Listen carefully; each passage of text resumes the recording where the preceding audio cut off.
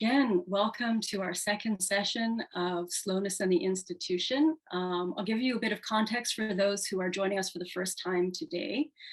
The Bureau of Noncompetitive Research, which is Stacey, Cann, and myself, Victoria Stanton, are hosting a conversation series. We're inviting scholars whose practices engage with facets of slow scholarship to discuss their research in the context of the academy, and also how it might be applied to artistic processes both within and outside the institution.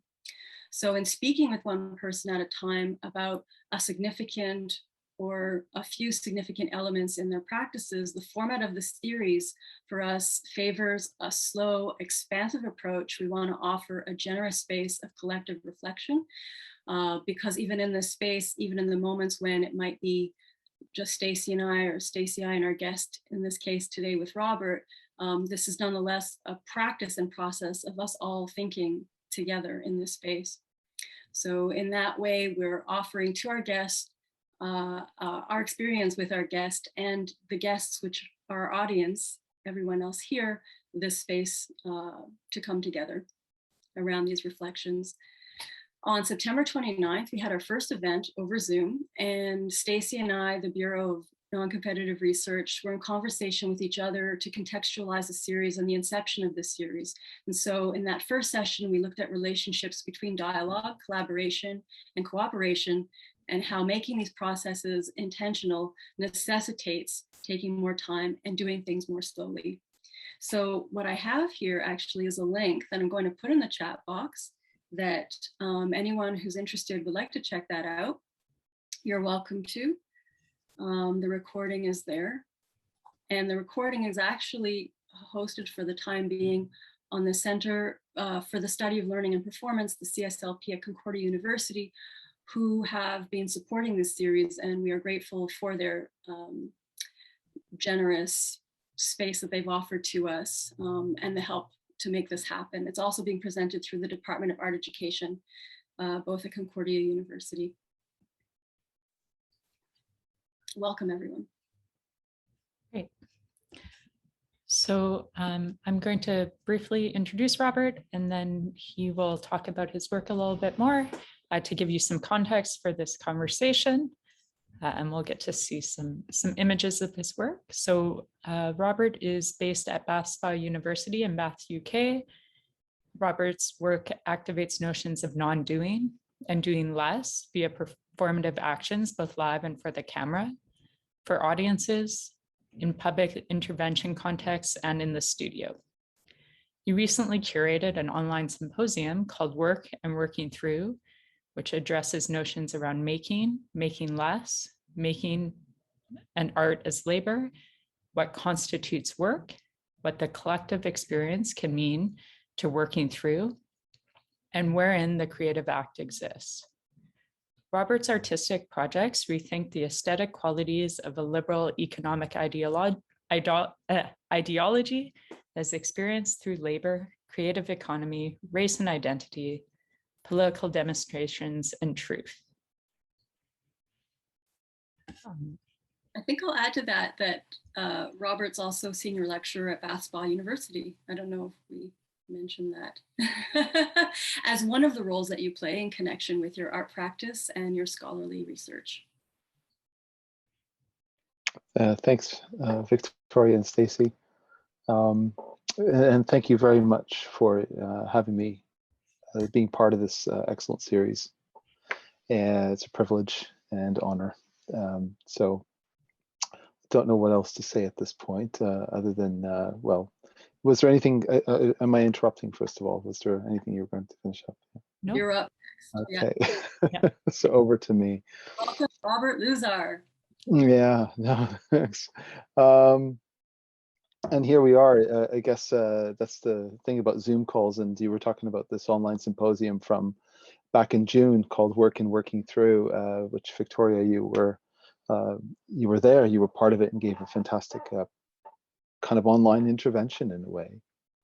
Talk about doing nothing, but maybe I can just kind of put a link later to the recording of that because that was using a lot of online performances in a certain way, some papers by different contributors, but it was mainly kind of had an aesthetic dimension to each presentation. It wasn't a straight paper. So I guess just to follow up from your, to let everybody know, first of all, that, yeah, this element of dialogue is something that, of course, I've been trying to take on board, especially from you, Victoria, because we've already been having conversations, meetings online, though they seem quite ubiquitous and commonplace.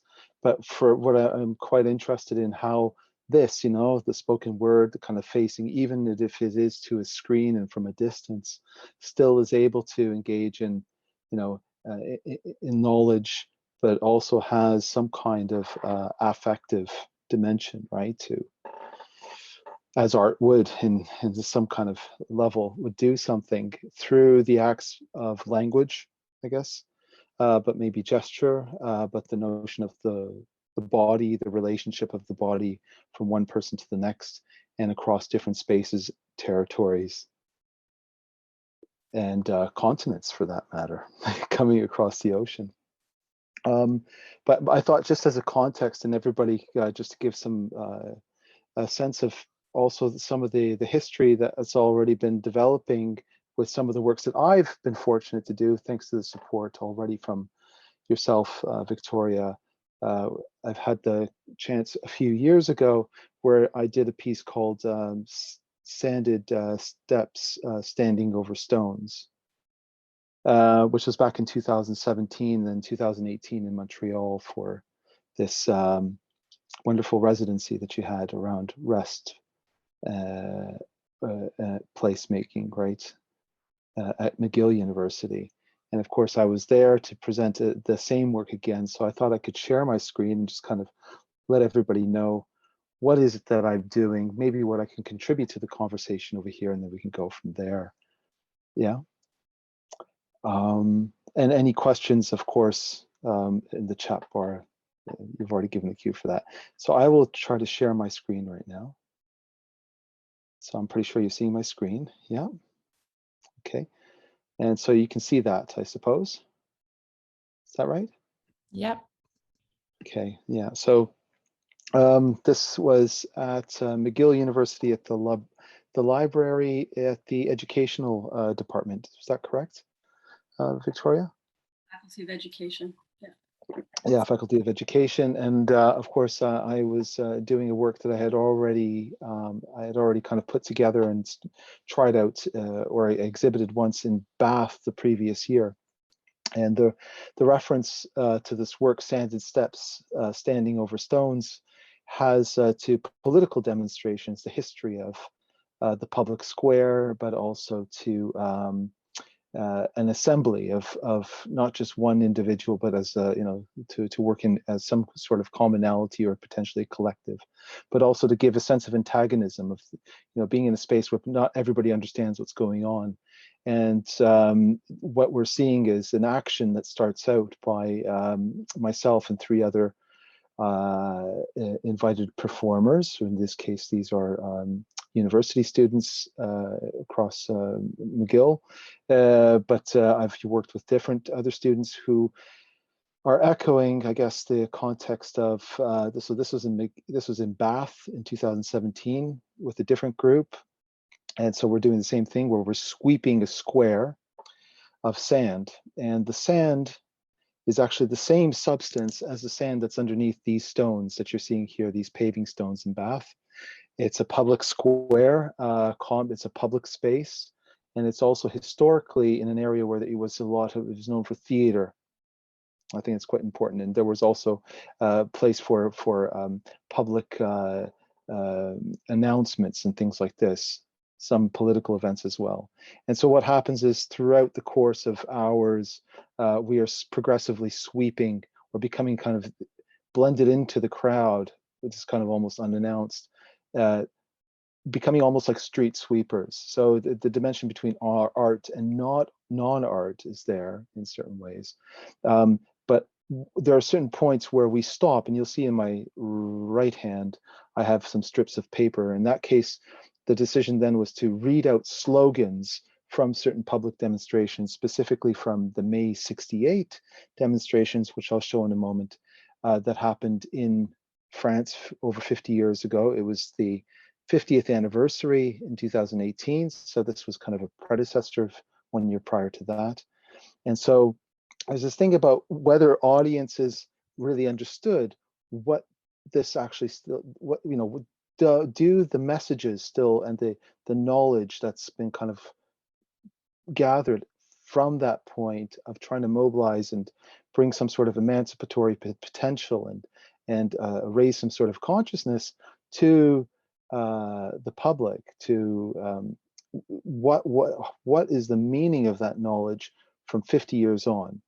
And we might think about what this actually is in our current instance, especially with climate change, you know, Black Lives Matter and fighting inequality and race, you know, LGBTQ, gender rights, and so on. So we see different, and you know, class struggle being far more profound and having this time, this very slow time. I think that's where I want to come with this, is how slow and actually how complicated the time takes to both from the moment of a certain event, like what happened in the 60s, till the present and in the future. And whether, you know, how long do people really pay attention and feel inclined to still continue and acknowledge those struggles? Because one of the things that actually has come from this is, so I'm showing two examples over here. That's an image of May 68 in Paris, France in 1968 on the left. So you're seeing this kind of alliance between students, mainly students, and union workers in France and other people who are behind this kind of public demonstration, but also to occupy and hold and actually shut down Paris and, you know, virtually the entire economy of France for that month of May. So it was a sign that, you know, it was to be critical of the economy, of capitalism at that point. But also, of course, at that point, the ideologies were quite complicated because this was profoundly run by a very, very left-wing ideology, which at the time was also sympathetic to different forms of communism, like Maoism, Marxism, and so on.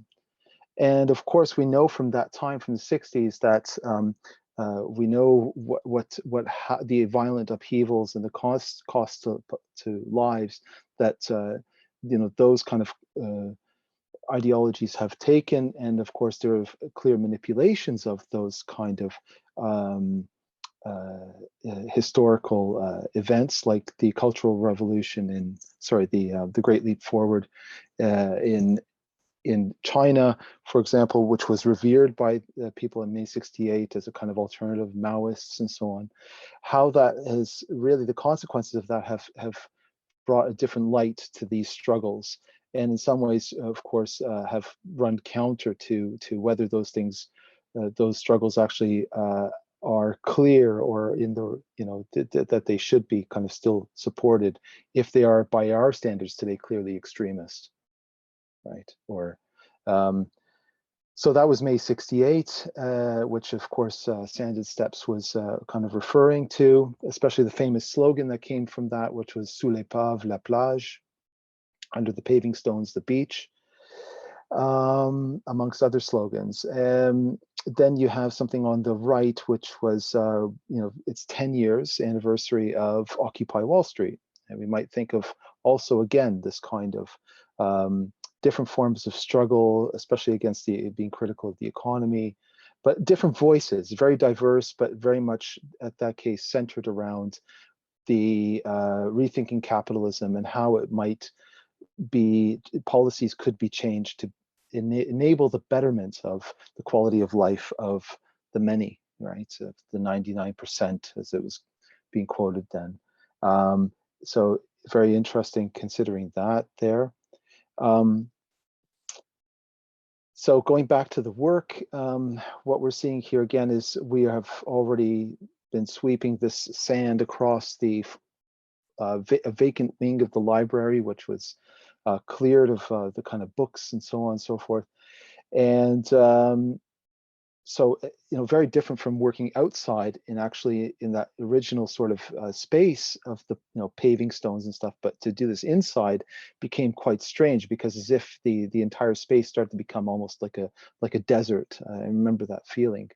It became quite strange. But at the same time, what changed in this iteration in Montreal with Sanded Steps was I printed now whole reams of text that were taken from primarily Marxist sources. And I left these papers as almost pamphlets to be picked up by audiences that were present there, and inviting them with us to either at random read out loud, but not necessarily engage in a conversation. So to read and select and maybe reread parts of the text. And of course, some people did actually reread certain texts. Some people just quietly mumbled along. But there was this, it's hard to replicate over here, but Victoria, if you remember, there was a very, almost like a murmur, there was like this kind of ambient sort of mumble of chanting almost that somehow happened with this. Some people were more vocal than others.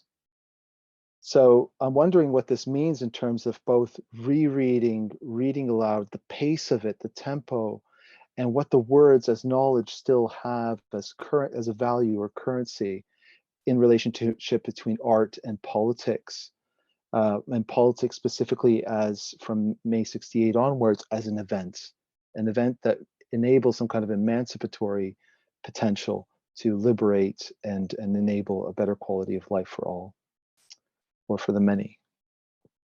These are some of the texts over here. So, we have like from Mao Zedong, before Marx, materialism examined the problem of knowledge apart from the social nature of man and apart from his historical development, and was therefore incapable of understanding the dependence of knowledge on social practice, that is, the dependence of knowledge on production and the class struggle, and so on. And that's, one example. But more, I took another example of something much more recently after 9/11 from Cann and Malik, and he states, "To be radical today is to display disenchantment with all that is Western, by which most mean modernism and the ideas of the Enlightenment, in the name of diversity and difference. The modernist project of pursuing a rational, scientific understanding of the natural and social world, a project that C.L.R. James unashamedly championed, is now widely regarded as a dangerous fantasy, even as oppressive." And lastly, and this I thought going back to May 68, but also more broadly in terms of other organizations or activists that were taking more extreme measures, you have somebody like Ulrike Meinhof of the Baader-Meinhof group. And I'll just read this one again, this particular opening paragraph. "Protest is when I say I don't like this. Resistance is when I put an end to what I don't like. Protest is when I say I refuse to go along with this anymore. Resistance is when I make sure everybody else stops going along too." So I remember, sorry, going back to this, just to comment, that experience, that particular section of Meinhof's text, I remember there was one participant in this, in the audience, who kept repeating and aloud that particular paragraph by Meinhof. And I thought it was quite significant, because I think they understood how complicated that era was, that it wasn't as black and white as saying, as people who were part of that kind of struggle or demonstration were all in the good. Some people did go off, like the Baader-Meinhof group, and took more clearly extreme measures of violence. And what that still means today, then, when we try to look at, let's say, left-wing or right-wing ideology, or trying to play some kind of left of center or right of center position, complicated as it might be, and what it means to take action, direct action, either through art or society in certain ways, and try to, what are we doing when we are taking power into our own hands? Especially going back then, maybe we can talk about this, is the notion of an institution. and trying to take measures that might not be in agreement to everybody. Sorry, so the last thing I just wanted to bring up here was we're going to get to some questions that we've already organized, Stacey and Victoria, and I thought this just to talk about one outcome. There was a question of what are the outcomes of the work that I just was trying to show with Sanded Steps. Well, one outcome was a series of works where I'm both working directly with information text, but also through kind of socially engaged works like this, which was called Drawing Bureau last year here in Bristol, where I set up a space and I was actually working with printed reports that are found from archives on the web. And I'm actually taking those prints, and it seems like a very complicated thing, because what you're seeing is the back of the pages of those reports where the ink sort of seeps through, and started to make these kind of drawings with audiences present while having actual conversations with them, right?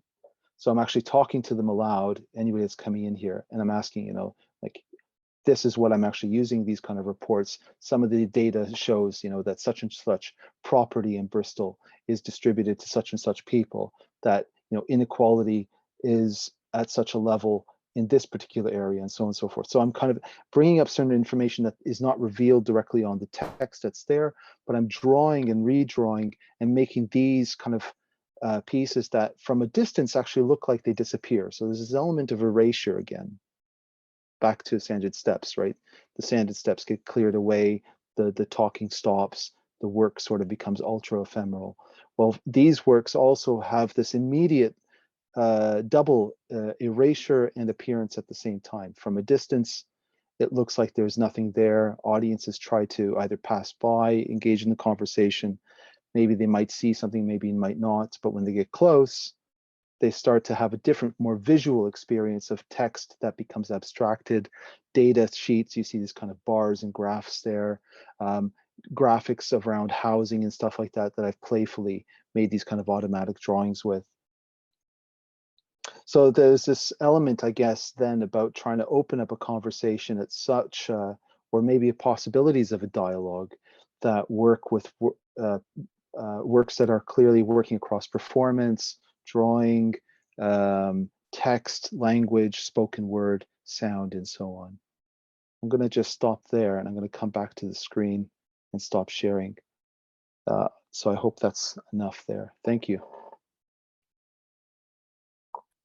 Thanks, Robert, for giving us a taste of different facets of recent projects that you've been working on that are clearly connected, going from one project into the next as you, I want to say move forward, but maybe moving forward isn't quite how movement works. It's not necessarily such a linear process, but as you in your thinking, in your making, in your doing, making, and thinking.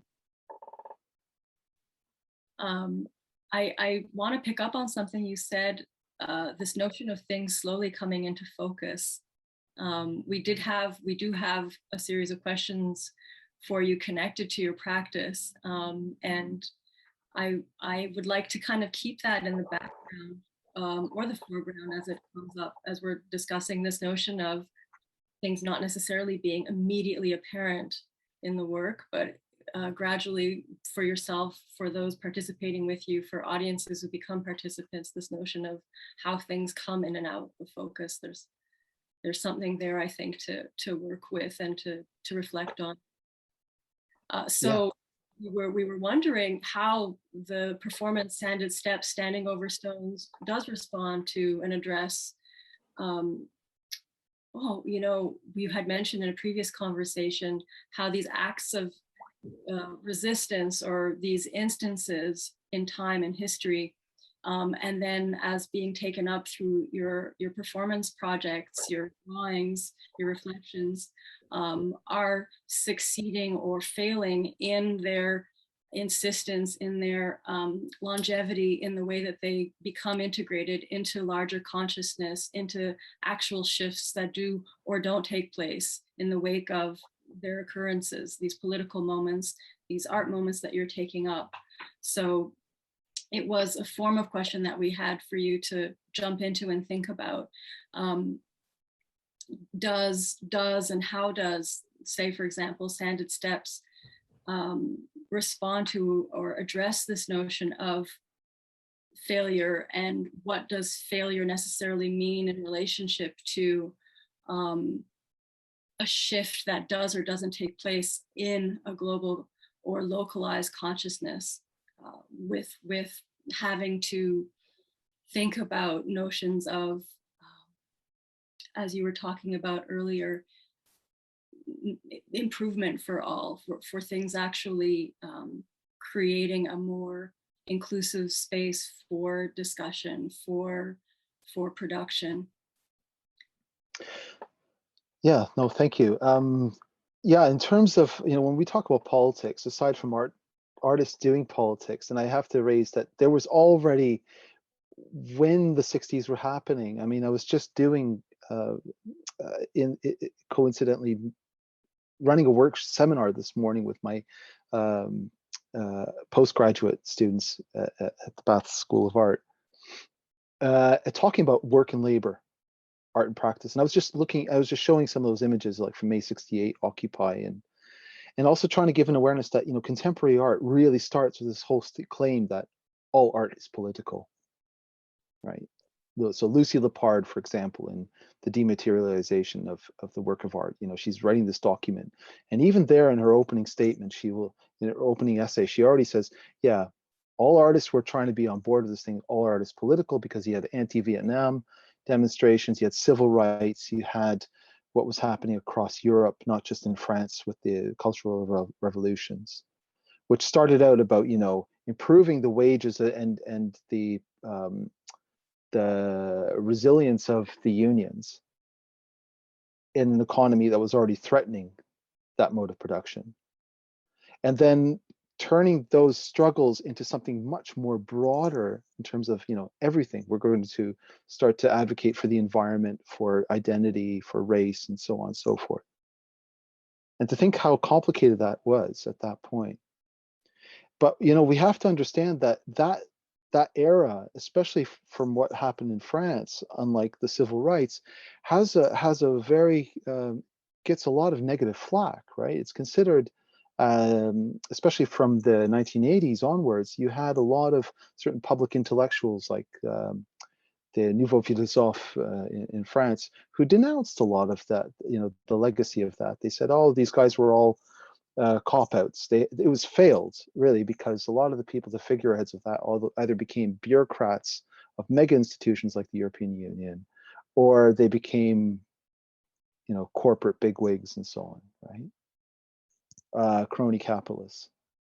So it was a sense that, there was already a manipulation from certain kind of conservative and right-wing groups gnawing away at this, that this is all a failure. This has failed. This has failed.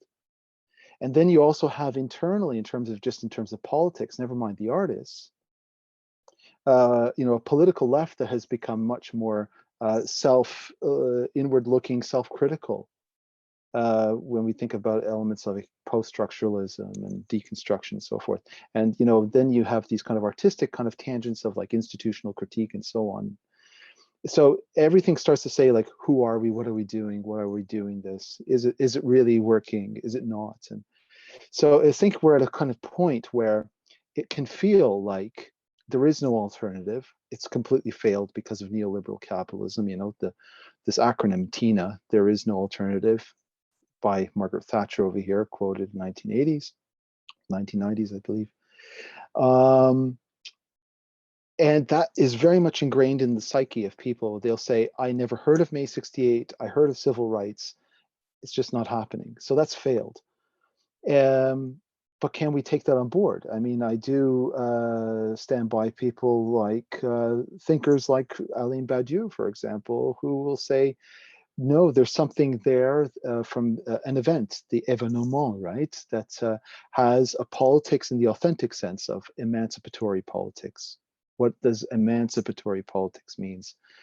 Are we having that conversation, not just in an institution, but more broadly in terms of the arts and culture, from a proper left-wing position rather than a much more mainstream left-wing position, which is also, it's hard to kind of bring that into position. I'm not an expert in politics, right? I'm an artist, first of all, and I have some background in philosophy and things like that, but I've been trying to keep abreast, and some of these projects have thrown me into that stuff, right? So yes, there is an element of failure just in terms of the social historical contexts that have happened in the last 50 years and where we are now. And I'm concerned, I would hope that everybody's kind of concerned what our current, acts of resistance are doing. How much longer, how much time, how slow might it take, or how quickly and how ready are we to understand and then discern and act accordingly? Given the current with climate crisis, race, gender, class, it's all seems to be a moment. Some people are saying now actually that we are possibly at another kind of May 68, even probably bigger. We just don't quite understand it. And that's another thing about this thing about not being able to see, going back to your question, I think, it's going to be a bit complicated over here. What I'm doing is, but the notion of an event, which I'm really interested in, not just a performance art event or this is an event, is it's more of the iteration of following it up, the consequences. But the notion of a moment, this is kind of a theoretical clarification of an event, according to Alain Badiou, is that there is no spectacle. There's no sense of it's happening, One day we just wake up and we know something's not right. And the only way we can really understand is retroactively by going, what happened that other day? What's going on, It was like we were in a daze very much, globally when 2008 happened. People were in denial that the subprime market happened, the crisis, that crash. But things quite escalated in terms of the consciousness. And then you see 2 years later that things like Occupy start to happen. Until this day, people like Gregory Shalat are still working on the roots of that, the consequences, and still trying to say it hasn't failed either, right? Some people say Occupy Wall Street even failed, right? Again, so we have to, I think I'm wondering what we can do in terms of knowledge, using the institution, as complicated as it is with its forms. And I think we're in two different contexts as well, both in Canada and North America and from the UK. Where here the pressures of neoliberalism have really transformed profoundly the institution here, to the point that even if I bring up what I've just been discussing, we have people in government that are already saying we are cultural Marxists, or some kind of right-wing propaganda twist to that sort of thing. And I have colleagues who are already of concern saying, well, are we going to be able to talk about this? Is this de rigueur? So I think we have to just keep pressing on, regardless of what the social signals we might be getting, or just the outright rejections. Again, that this has failed. Yeah.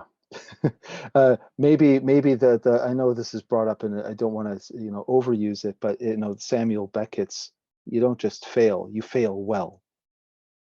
So what does that mean if we take that on board now?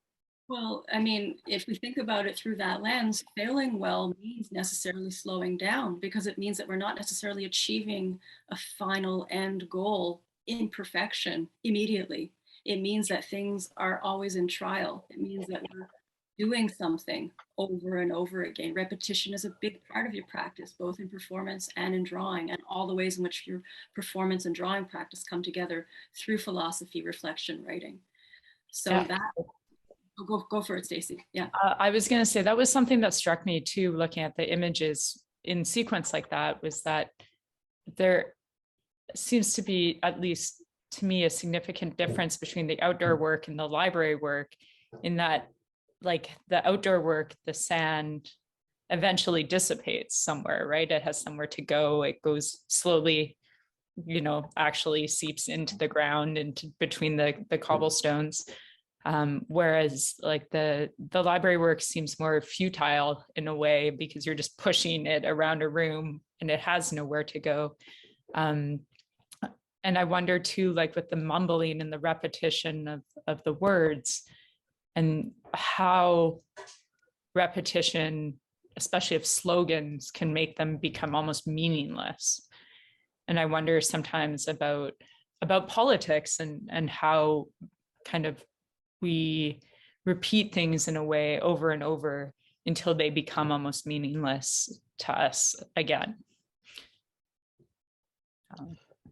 Yeah, repetition, if I could just go back to that. And yeah, Stacey, can we afford to really take failure even to certain slogans or names or words, right? If you say the name May 68, or if you say the name Spartacus, or if you say the name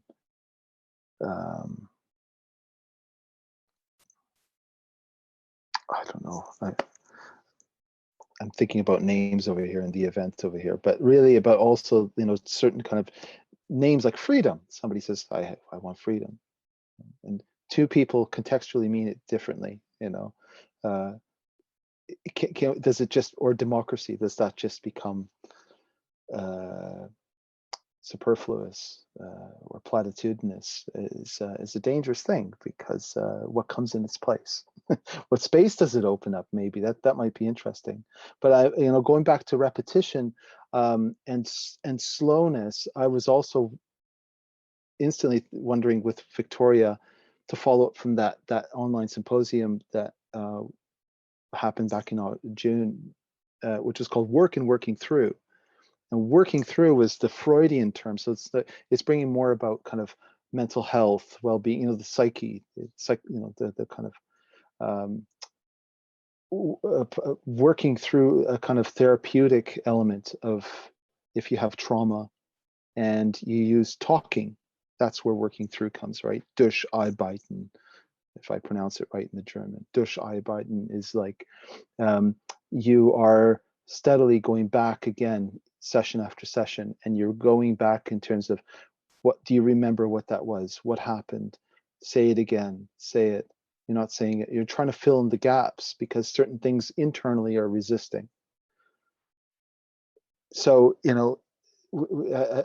I'm wondering about, as a collective, as a kind of almost, when we talk about people in common or some sort of commonality, how we are maybe over time just trying to work through maybe the traumatic break of, a moment of freedom which starts from, some people say, from the French Revolution. Some people now, in terms of decolonization, are actually saying even goes further back. I mean, fantastic moment comes up with in America at the moment of the US, the 1619 project that happened in the New York Times a few years ago. And they say, actually, the moment was 1619, it wasn't 1776. And, what was that happened in Plymouth? And how do we talk about freedom that isn't just about the colonizers? How's freedom and democracy then claimed by the enslaved, for example, or the people that have been brought over, and so there are different voices, I'm wondering, and how many years, possibly centuries, it takes to keep going back, combing over back, as futile as some of that sort of seems at some points. But my experience of the library by the end of doing that piece felt like kind of grieving, like as if this event and these words, I'm not sure if they really mean anything anymore in a certain way. And I thought, what does that mean in terms of knowledge in the institution? And those kind of struggles. Maybe it's a time for learning as well, through slowness, relearning, rethinking.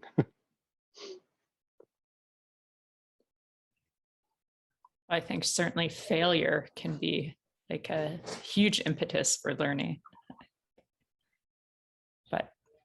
but also how we deal with failure can make it or not make it a learning experience, I suppose. So like, but yeah, is that like learning from mistakes rather than is failure something more profound? I don't know.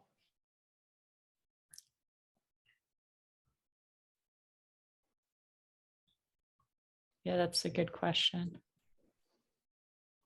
Yeah, I'm I mean, I wondering. think we learn about Yeah. ourselves when we like absolutely fail. We learn a lot about ourselves.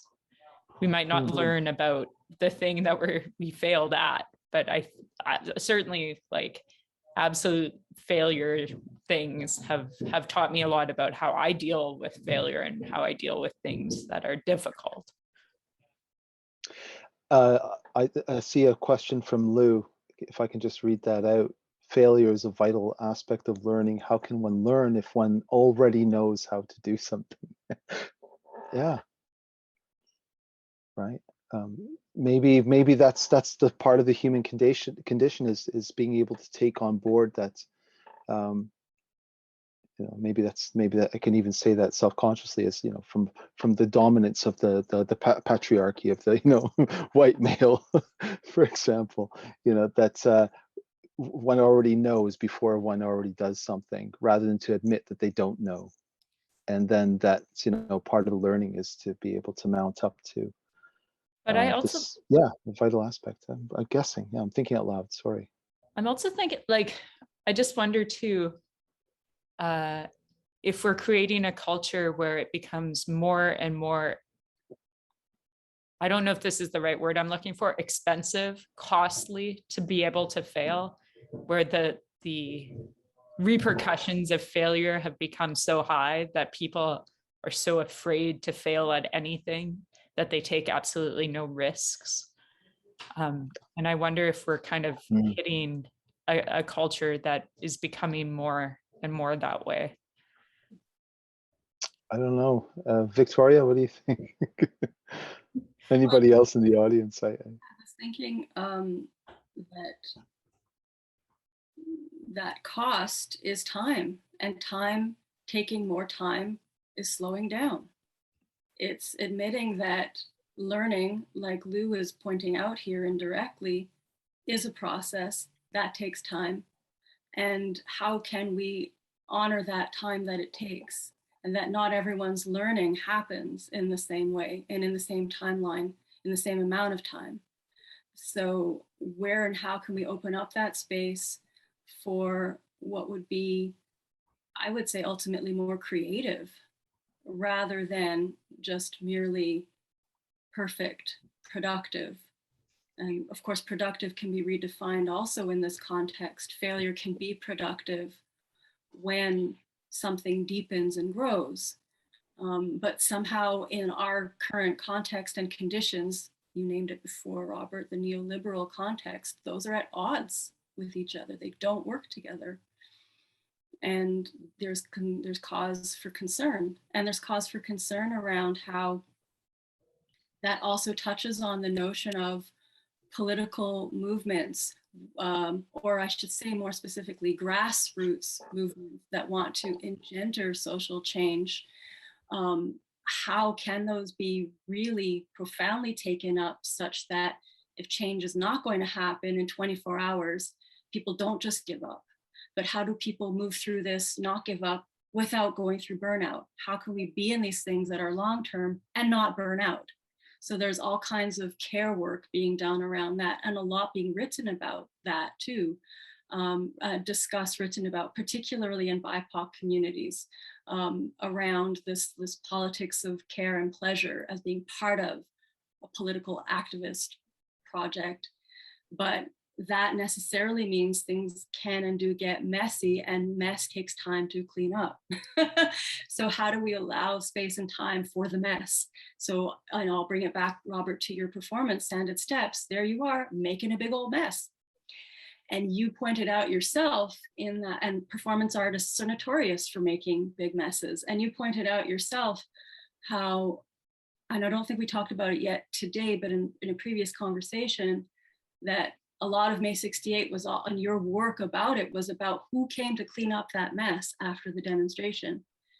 Right, yeah. Where are those voices and that time and that space that then is just kind of erased from history, which is just as much a part of history, that invisible part of the demonstration. And who is doing that work of the cleaning up?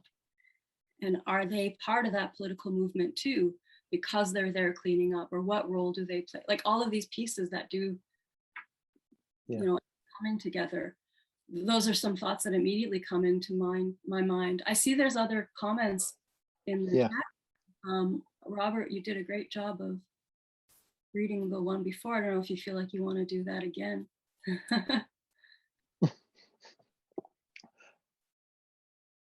Oh, I think I missed that one. Where is it? Oh, there's Mark. Oh yes, Mark. Yeah, I totally agree. Learning outcomes. Yeah, especially in the institution. Yeah. If such outcomes can be known in advance, when instead research and study are always hidden as processes. Yeah. And Ellie mentioned something. Yeah. Yeah, it's Here, why don't I read it out loud and you can think about it while I'm reading. About the notion of failure and what we define as failed events and projects. I am wondering, what is the meaning of failure? Is there a space to talk about the fail? Are they really failures? This means that events still receive some supports from somewhere to be spoken about. Then can we consider it as failed? So they're doing construction near my apartment. A complete fail gains no recognition to be spoken about. And he starts hammering as soon as I start talking. That's great. Gains no recognition to be spoken about because it is failed. Okay, sorry, someone else. It's okay. It's okay. Yeah. Yeah. No. How can we know an event has failed when it gains recognition? Well, that comes back to what Robert, you were talking about before. Well, that's the thing, Ellie.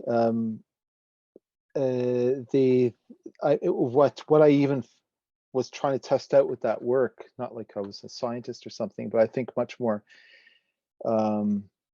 in this much more sense of working through these kind of unconscious, maybe sense of resistances that happen on a kind of collective and historical level, is like, who actually thinks and listens to this stuff anymore? Who reads these kind of, certain kind of Marxist writers nowadays, or finds it actually quite off-putting in certain ways because of, whatever the worldview is that is being it's quite pervasive at the moment, or whoever, from what perspective. And one thing that seems to already have been failed in that kind of, although I kind of did set up that particular work, Cann and Stanton steps, that it would succeed in failing to be that kind of an aesthetic or artistic and creative spectacle, that it really just turns into something that disappears slowly, in the very vein of how, let's say, a lot of live art and performance goes, totally ephemeral, or making drawings that totally disappear from a distance and start to build up, en masse. There were 40 some odd of those drawings that looked completely futile from a distance, although I spent a month in that space with the public. So I don't know, I'm aware that, myself, alongside some other artists that maybe work maybe quite closely with this area of the ephemeral, and what the ephemeral is in terms of has to be already conditioned by a structural failure, but in a productive sense, probably, because the ephemeral is something that brings a kind of recognition, if you will, of the moment, of what is present, and to think in the present. What I'm wondering about is the element of repetition that happens, afterwards. Does somebody still recognize that work? Do they talk about it like what we're doing right now? Although, it was me to propose that. Or how does that work maybe inspire a different work from somebody else, or a project or something like that, which I find even more interesting, right? That's, well, here we are today in certain ways, that there are different kind of rhizomatic offshoots that start to happen because there was that work that, yes, it had its moment, it had its time, it disappears. But when you make another work that seems to kind of have not direct tangents to or branches, I would like to think that that is where failure of the ephemeral has actually a radically productive and even emancipatory potential, right? There's definitely, that is a whole other conversation also. And throwing out there really quickly, Anne Bogart in her A Director Prepares takes up the notion of failure in a productive way, in the way that which you're addressing now, Robert. Yeah. There's a notion of that I've taken up with the Tuva Collective, the performance collective that I work with Sylvie Tourangeau and Anne Hervé, in a text that we co-authored, looking at the spaces that open up from that space of failure. So there's definitely, etc. It's a whole, there's a lot of scholarly work around that. The Queer Art of Failure that I'm currently reading, that Stacey was asking me about, takes that up. Yeah. Also, Yeah. but I'm enjoying, having been thinking about the concept of failure over a number of years, I'm enjoying more recently trying to make the relationship between failure and slow, failure and doing nothing as a kind of failure, also a kind of success. Like those are the questions that I find really salient with the conversation with you here today. So I want to keep thinking about ruminating over this notion, or these notions, as they do intersect with each other, both from an artistic and a political perspective, and the way art and politics comes together. I think I'll take this opportunity to just alert everyone that we're coming up to 4 o'clock. And what we had planned for our session today was that we would, depending on the number of people who are still here, have a break for about 10 minutes and then come back, and whoever's around and wants to keep talking can do so in an informal way in breakout rooms if we're enough people that are still here, or all together in the main space, depending on how many people are still here. That could take into consideration the notions that came up in the chat box also. So what we're planning, because in the first session, we realized that not everyone necessarily wanted to participate in the breakout room, which is perfectly fine, or wanted to actually be speaking, wanted to maybe be there and continue to witness a conversation as it's playing out. But we thought we would do a sort of more formal break here for those who do want to actually duck out now at 4 and not continue to be part of the dialogue that we're having together, to say thank you. Thank you, Robert and Stacey, for being in the conversation. Once again, thanks to the CSLP, the Center for Study of Learning and Performance, for supporting this, Art Education at Concordia for making this possible. I put a link in the chat for the previous conversation that happened on September 29th, which is on the CSLP YouTube channel. And we have our next conversation with Alana Thane on November 3rd. Following that, KG Gutman on November 24th.